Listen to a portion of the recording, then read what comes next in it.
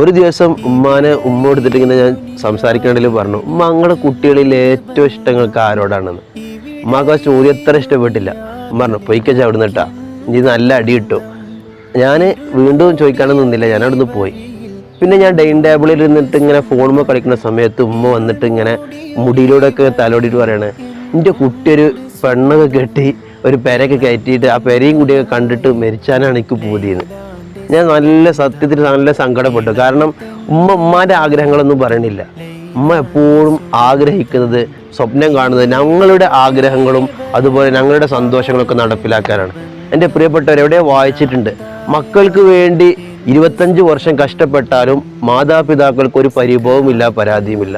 പക്ഷെ മാതാപിതാക്കൾക്ക് വേണ്ടി ഒരൊറ്റ വർഷം കഷ്ടപ്പെട്ട മക്കൾ പറയാൻ തുടങ്ങും, നിങ്ങൾക്ക് വേറെ മക്കളൊന്നുമില്ലേ, അങ്ങോട്ടൊന്ന് പോയിക്കൂടെ എന്ന്. എൻ്റെ പ്രിയപ്പെട്ടവരെ, ഒരു നാൾ നമ്മളും വൃദ്ധരാകും, വയസ്സാകും, അതുപോലെ കഷ്ടപ്പെടേണ്ടി വരും. അതുകൊണ്ട് ഒരിക്കലും നമ്മൾ മാതാപിതാക്കളുള്ള കാലത്ത് അവരെ വേദനിപ്പിക്കരുത്. പരിശുദ്ധ പ്രവാചകർ പറയുന്നുണ്ട്, അധിക്ഷേപിക്കുന്ന ഒരു വിഭാഗമുണ്ട്. വാർദ്ധക്യത്തിൽ ഒരു മാതാപിതാക്കളെ എത്തിയിട്ട് അവന് സ്വർഗത്തിൽ പോകാൻ കഴിഞ്ഞിട്ടില്ലെങ്കിൽ അവന് നശിച്ചു പോട്ടെ എന്ന് മഹാനായ പ്രവാചകർ പറയുന്നുണ്ട്.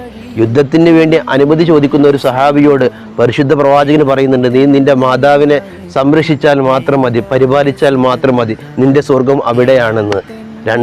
മൂന്നാമതായും നിന്റെ ഉമ്മയോട് തന്നെയാണ് നിനക്ക് സ്നേഹം എന്ന് പഠിപ്പിക്കുന്നതിലൂടെ മാതാവിനെ അതിരറ്റ് സ്നേഹിക്കാൻ കൂടി പഠിപ്പിക്കുന്നുണ്ട്. അതിരറ്റ് കെയർ ചെയ്യാൻ വേണ്ടി പരിശുദ്ധ പ്രവാചകൻ നമ്മൾ ആഹ്വാനം ചെയ്യുന്നുണ്ട്. അതുകൊണ്ട് നമ്മളും വൃദ്ധയാകും. നമുക്ക് നമ്മുടെ സ്വർഗം നമ്മൾ ഒരിക്കലും അവഗണിച്ചുകൂടാ. അതുകൊണ്ട് ജീവിതാന്ത്യം വരെ മാതാപിതാക്കളെ പൊന്നുപോലെ സംരക്ഷിക്കാൻ നമുക്ക് കഴിയട്ടെ എന്ന് ആത്മാർത്ഥമായി പ്രാർത്ഥിക്കുന്നു.